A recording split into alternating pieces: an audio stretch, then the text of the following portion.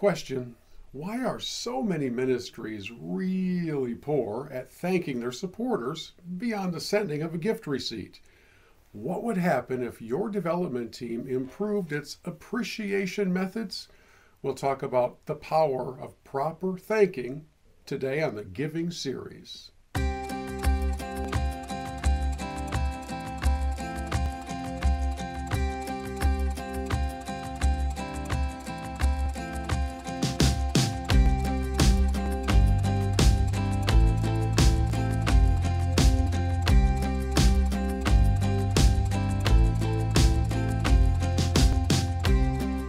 Hi, I'm Bill Hobson, and up until this video, our focus here on the Giving series has been churches. But my background in working with faith-based organizations dates back nearly 25 years and continues to this day. And over that span of time, I've served as development director, direct mail consultant, communications advisor, and several other roles that have brought me into direct contact with both ministry leadership and donors. And one of the prevailing takeaways from the wonderful ministries scattered across the country is the sad reality that many of them are really kind of bad at thanking donors. Now, I don't mean bad at appreciating donations. I mean they struggle to say thank you in ways that bring the supporter into a deeper, more personal connection to the ministry.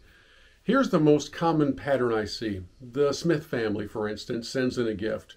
Now, they're a bit older, so they still mail in an actual check directly to the ministry. The gift processing team enters the donation into the system, and it spits out a receipt letter that covers the basics. Thank you for your gift in the amount of X. We really appreciate your support. Now, there may be some variation depending on the time of year, but most often the thank you receipt skims across the surface of the relationship in a way that really means nothing to either party involved. Or let's consider the Franklin family. Now, they're younger. They don't even have a checkbook. Their gifts are all made online, and that process all too often kicks back an instant generic "your gift has been received" receipt that carries with it all the warmth and personal connection of an order confirmation from Amazon.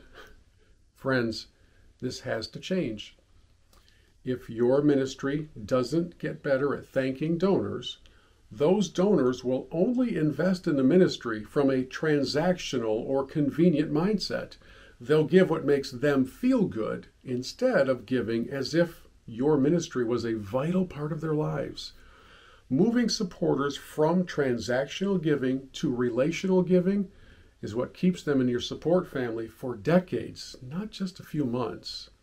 I could talk about this concept for a very long time, but in my effort to keep the videos kind of brief, let me just make 3 quick points and then extend an invitation. Fair enough? Here we go.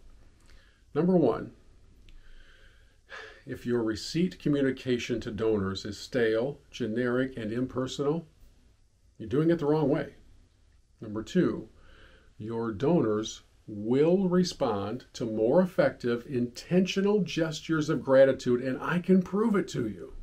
Number 3, if your ministry is always asking but lousy at thanking, donors will always be wary of the relationship and keep a stiff arm ready. They deserve a fostering of the relationship that extends beyond always being asked. It's a two-way street. And that leads to an invitation, to a conversation. I would love to jump on a Zoom call with your ministry leadership and development team to talk through the practical, realistic steps you can take to improve the ways in which you thank donors, starting with the simple and perhaps even growing to the point where the role of thanking might actually become a staff position. You see, that's exactly what my wife does for a vibrant rescue mission in our market, and the results have been fantastic. She never asks for anything. She just thanks them. Let's have the conversation. I would love to hear from you at thegivingseries@gmail.com. There's no obligation, there's no cost for us to connect and have this talk. And it can make a huge difference in your ministry in the years ahead. So please reach out. Let's have the conversation, and we'll see you next time on the next edition of the Giving series.